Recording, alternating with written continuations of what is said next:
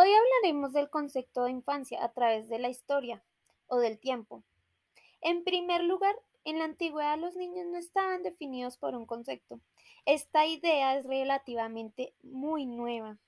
Le doy paso a mi compañero para que nos cuente sobre la edad antigua. Este periodo va desde el año 3500 a.C. hasta el siglo V después de Cristo. La historia de la infancia es una historia trágica. Durante este periodo se utilizaba esta técnica con los niños deformes o con defectos físicos, resultados de infidelidad. Esta práctica era muy común en las personas de bajos recursos y también por razones religiosas. La vida de la niña era menos valiosa, no se consideraba asesinato hasta el siglo IV. En esta época, los niños eran propiedad de sus padres. Ellos tenían el poder de disponer de su vida. Su actitud era pasiva hacia ellos, lo que conducía a su muerte. Estaba a cargo de la mujer, se utilizaban métodos como el lavado poscoital y los espermicidas.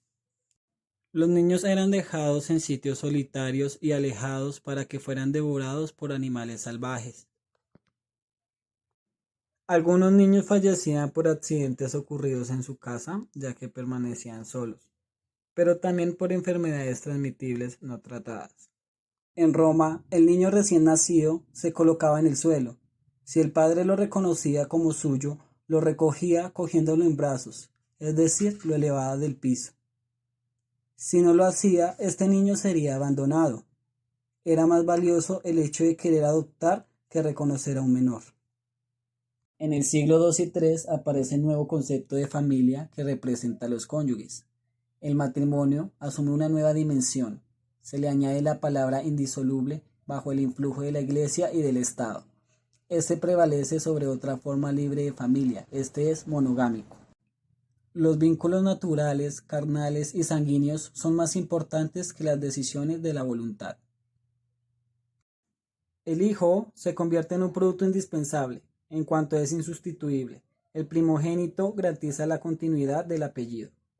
Los lazos sanguíneos, tanto legítimos como ilegítimos, adquieren un valor extraordinario. Hacen falta los hijos porque hay que construir una reserva a la cual recurrir en caso de frecuentes incidentes y de mortalidad. Ya con respecto a la educación, nace el concepto de educación liberal y desarrollo integral de la persona, cuerpo y mente. Aristóteles nos dice que la educación es la manera de contribuir a la formación de hombres libres. Nos habla de diferentes periodos para la educación infantil. El primero que va desde que nace hasta los 2 años de edad, el cual se le llama endurecimiento. El segundo periodo que va desde los 2 hasta los 5 años. Esta etapa es muy importante, el movimiento a través del juego. De ahí los niños adquieren conocimientos.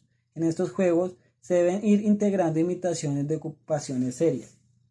En Grecia, la educación debe ser una instrucción informal, en la que va desde la pubertad, en la que se debe trabajar la lectura, la escritura y la educación física.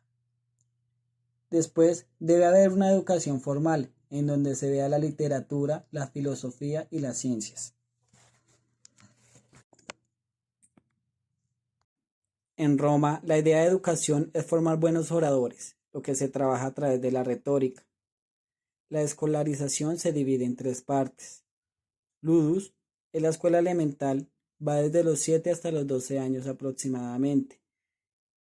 La gramática va desde los 12 hasta los 16 años aproximadamente. Se trabaja la prosa, el teatro y la poesía. Y la retórica va desde los 16 años, se trabaja las técnicas de oralidad y de declamación. Son muy pocos los estudiantes que llegan hasta esta etapa. En este periodo son muy escasas las mujeres que iban a la escuela, y las que lo hacían debían pedirle permiso a sus padres para seguir con sus estudios académicos. En la primera etapa la educación era mixta, ya las 2 últimas eran para grupos de solo hombres o mujeres. Ya conocemos aspectos importantes de la edad antigua, pero ¿qué sabemos de la edad media? A continuación les hablaré sobre esta. La Edad Media va desde el siglo V al siglo XV. Durante este periodo, la mortalidad infantil fue muy elevada por el poco conocimiento que se tenía de la medicina, no solo de los hijos, sino también de las madres. Estaban expuestos a morir durante el parto. Asimismo, se producía por enfermedades, mala alimentación, atención y tratos adecuados. Por tal razón, los niños de brazos no eran importantes para la sociedad. Para esta época, el Estado era el encargado de la educación y la Iglesia controlaba la educación religiosa como la seglar. El principal objetivo de esta era preparar al niño para seguir a Dios, a la Iglesia y a sus representantes. La educación de las niñas era especialmente labores consideradas de su sexo, como tejer, o también se preparaban para ser monjas. El niño es concebido como un homúnculo, hombre en miniatura. No hay cambios, cambia de un estado inferior a otro superior adulto. Tomás de Aquino. Los niños pobres, huérfanos, realizaban diferentes trabajos, más que todo en las zonas rurales, ya que la economía principalmente era agrícola, o participaban en las diferentes guerras que se generaron en la Edad Media por disputas de tierra. La población campesina tenía la necesidad de tener muchos hijos para así tener más trabajadores, y también porque la tasa de mortalidad infantil era muy alta. El bautismo debe tener lugar lo antes posible, tras el nacimiento. La insistencia de la Iglesia en este punto, al igual que la lucha contra el infanticidio, demostraba la importancia que le daba al niño. Los padres tenían que estar casados en un matrimonio monogámico, quiere decir de dos personas. El abandono fue algo muy característico en esta época, ya que se reconoce que los niños tenían alma, pues los padres, para evitar las responsabilidades, dejaron a los niños en internados, darlos en adopción a otras familias, dejarlos como criados y, como peor de los casos, en las calles. Esto sería también como infanticidio, pues dejarlos a los niños por sí solos, en condiciones precarias, provocaba la muerte de muchos de ellos. Los principios de la organización religiosa y militar presentes en el período como el siglo XII y siglo XIII dan origen a los niños de las cruzadas.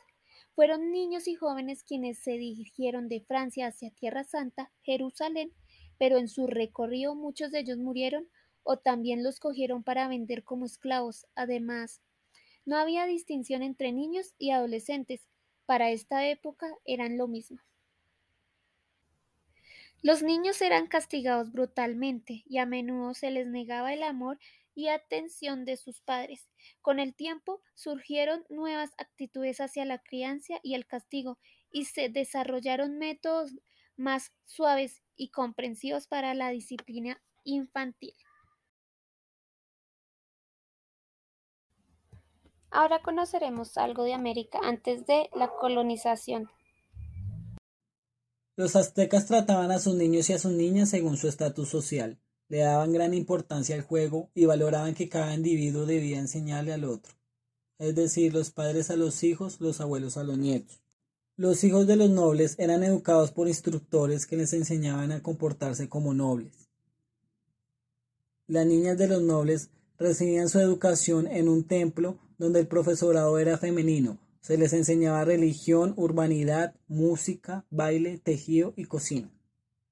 La educación de la élite iba dirigida hacia la lectura, la escritura, el arte adivinatorio, la astrología, para así poder ser un gran jefe dentro de la comunidad o tal vez para ser sacerdote. Mientras que los niños del pueblo recibían una instrucción elemental y un adiestramiento de guerrero, hasta llegar a la edad del matrimonio donde abandonarían la escuela, las madres enseñaban a sus hijas desde muy temprana edad a realizar las actividades femeninas como la cocina, la hilandería y otros. Ya tenemos ideas de cómo era la infancia en la Edad Media y en América antes de la colonización, pero ¿cómo era esta en la Edad Moderna? La Edad Moderna va desde el siglo XV hasta el siglo XVIII. En esta época nos vamos a referir lo que pasaba en América y lo que pasaba en Europa. América. El descubrimiento de América produjo en nuestro continente un choque cultural. Nuestras creencias pasaron a un segundo plano, ya que los españoles llegaron con la imposición de su cultura y de la misión evangelizadora de los sacerdotes, al igual que la comunidad esclava que llegaba de África. Nuestros niños indígenas debieron incorporarse desde muy temprano al aumento de producción de los bienes para la corona.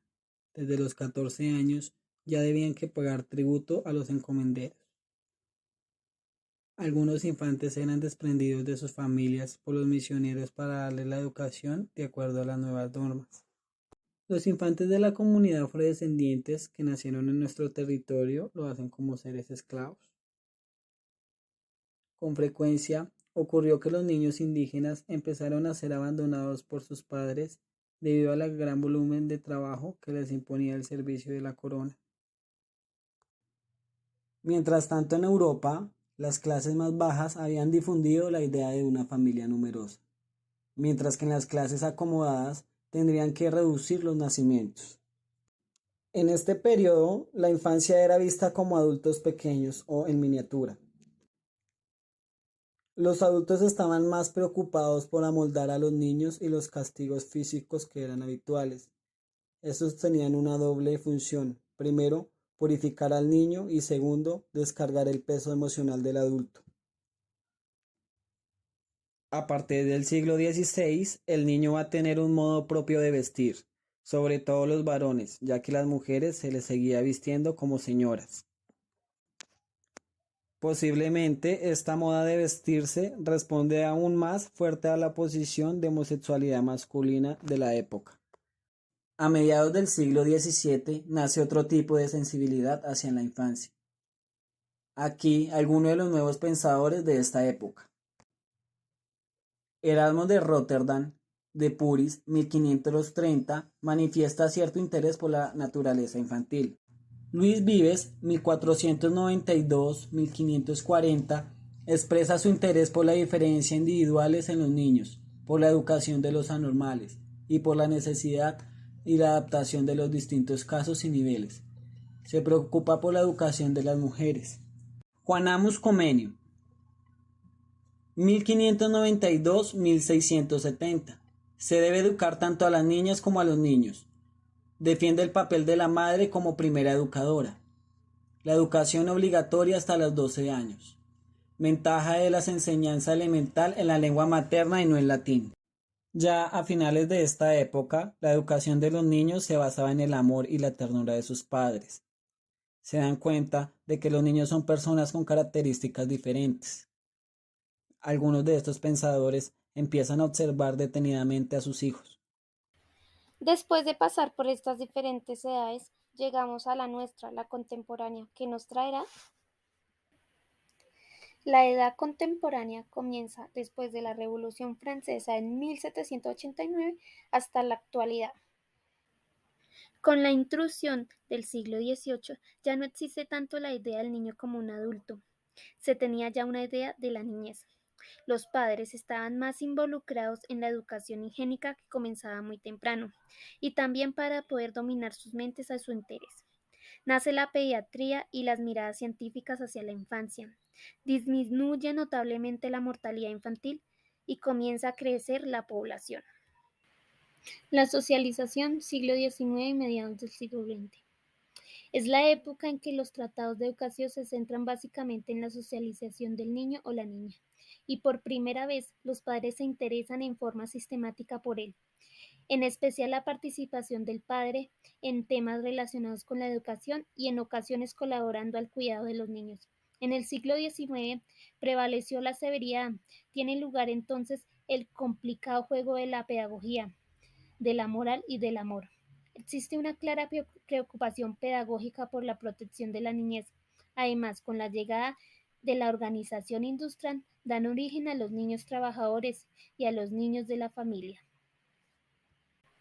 La ayuda, siglo XX, era formar una relación con el niño, básicamente empática. Se desarrollan las características propias de los niños, se comprenden sus necesidades y de potenciar sus habilidades.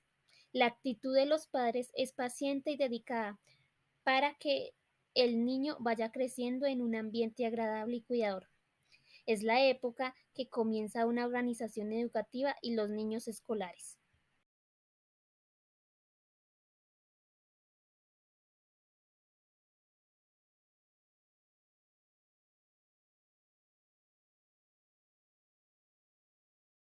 La infancia es reconocida como periodo, con sus propias características y necesidades. El niño como persona con derechos a la identidad personal, a la igualdad y a la libertad. Declaración de los Derechos del Niño, 1989. Siendo así, el niño se reconoce desde el ámbito político. ¿Cómo se fue constituyendo Colombia en esta edad contemporánea? Con la llegada de los españoles y esclavos africanos se comenzó a ver mezclas entre las razas y su mayoría fueron forzadas por los españoles, aunque para esta época era muy mal visto procrear niños no blancos. Aparecieron los mestizos que son indígenas con blancos, los mulatos que son hijos de blancos con esclavos africanos, entre otras. Se generaron las clases sociales donde los blancos hijos de los españoles eran quienes tenían el poder. Los niños blancos eran cuidados por nodrizas y tenían una educación particular. Estaban los criollos mestizos, que se podrían considerar como la clase media. Las clases pobres fueron los niños indígenas, pertenecientes a la chusma, pues carecían de interés para la autoridad y la instrucción se basó en la evangelización arbitraria y los niños esclavos, ellos no tenían libertad, eran contabilizados y valorados en función a su fuerza de trabajo.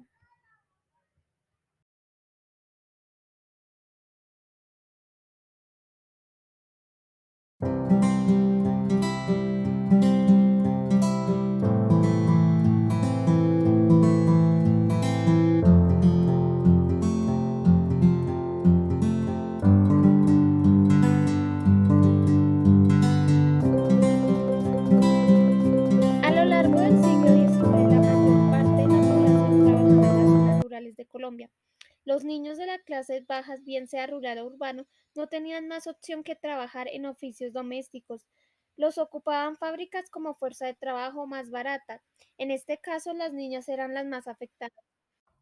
La tasa de natalidad y mortalidad todavía se mantenía alta, con una esperanza de vida muy baja, pero para el siglo XX, por los avances de las ciencias, esto comenzaron a disminuir. El aborto considerado un delito, pero los castigos disminuyeron, el nacimiento y la crianza fueron asuntos especialmente desarrollados por mujeres. Las primeras escuelas que llegaron fueron lancasterianas, después la Escuela Nueva y la Activa, que adaptaron diferentes propuestas pedagógicas. Se abrió la Escuela Normal para preparar maestros con la pedagogía pestalozziana. También aparecieron los kindergarten de Froebel. El castigo y el miedo fueron métodos de educar tanto en la escuela como en la familia. Los profesores ponían letreros, los mandaban para el rincón, los confinaban, les pegaban con látigos, reglas, entre otros. Para esta época la frase célebre era la letra con sangre entra. Utilizaban diferentes métodos de castigo y miedo para asegurarse que el niño aprendiera. Los niños abandonados por falta de los padres, lo cual ocasionó una gran mortalidad. Para reducir esto, los infantes los comenzaron a recibir en conventos, hospicios y casas de expósitos. Estaban los niños de las calles llamados gamines. Estos hacían labores en las ciudades. También los lacayos, que trabajaban haciendo mandados para las familias ricas. Por otro lado, con todos los conflictos internos de Colombia, los niños también fueron parte de la guerra y muchas veces fueron forzados a participar.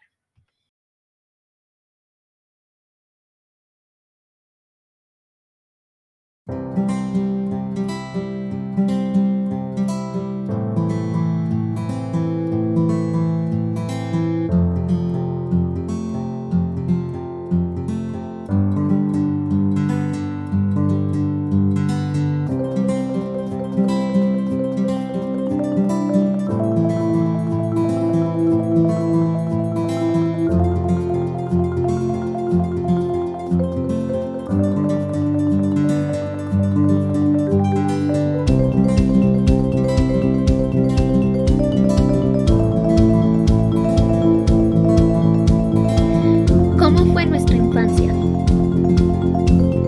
Mi nombre es María Isabel Rojas, nací en un pueblo llamado Huate, Cundinamarca, y crecí en una vereda muy cerca, rodeada de animalitos como gallinas, gatos, perros, patos y vacas. Las labores del hogar las hacía mi mamá con mis hermanas mayores. pero cuando estaba mi papá, pues él también las hacía. Él trabajaba en la plaza del mercado, por tal razón nunca nos faltó el alimento. Entré a estudiar a los 7 años, no me gustó la escuela porque era muy tradicional, además utilizaban unos métodos como de higienización, en donde nos miraban las cabezas, los pies, las manos, y si teníamos piojos nos daban un peine ahí mismo para que nos lo sacáramos. El método de crianza que utilizaron mis padres era el rejo. Nos pegaban con cualquier cosa que encontraran, y las que llevaron del bulto fueron mis hermanas mayores. La verdad, a mí poco me pegaron. Mi infancia fue mejor que me pasó. Hubieron cosas muy tristes, pero pues yo jugaba con cualquier cosa. Además, nunca me faltó con quién jugar, ya que pues tengo 5 hermanas y un hermano. Además, jugábamos a tirarnos de montañas con medio galón de gasolina o con cartones, íbamos al río, íbamos a la montaña a comer moras silvestres con mortiños. Cuando llegué a Bogotá, pues fue un cambio muy drástico, pero igualmente conocí a los chinos del barrio que pues ellos me enseñaron nuevos juegos como el Tintín Corre Corre. O sea, fueron momentos muy divertidos. Mi familia es católica, pero no es muy participativa en esto.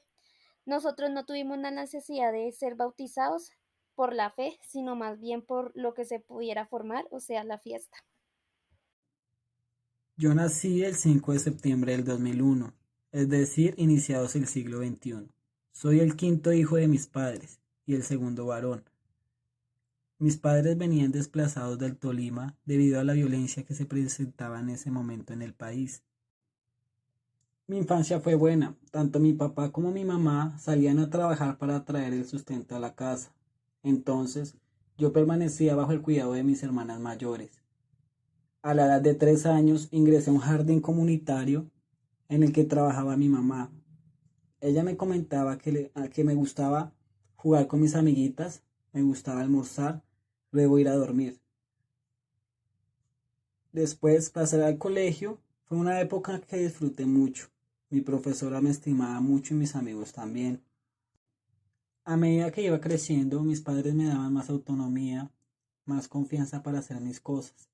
Entonces, a veces salía a jugar con mis amiguitos de la cuadra a montar bicicleta, que era lo que más me gustaba. Dentro de mi casa nunca nos faltó nada. Mis padres no eran amigos de castigarnos físicamente. Solamente con un grito o un regaño ya sabíamos qué era lo que debíamos hacer. Nuestra casa era humilde, pero limpia y aseada.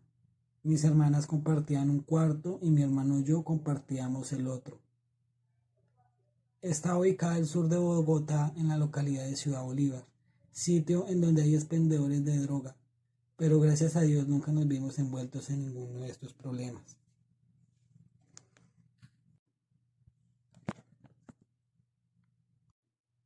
También en el colegio estuve de buenas, ya que me llamaban a veces la atención por alguna razón. Nunca tuve castigos físicos ni sanciones. Conté con buenos docentes que me permitían tocar, jugar, preguntar sin ningún problema.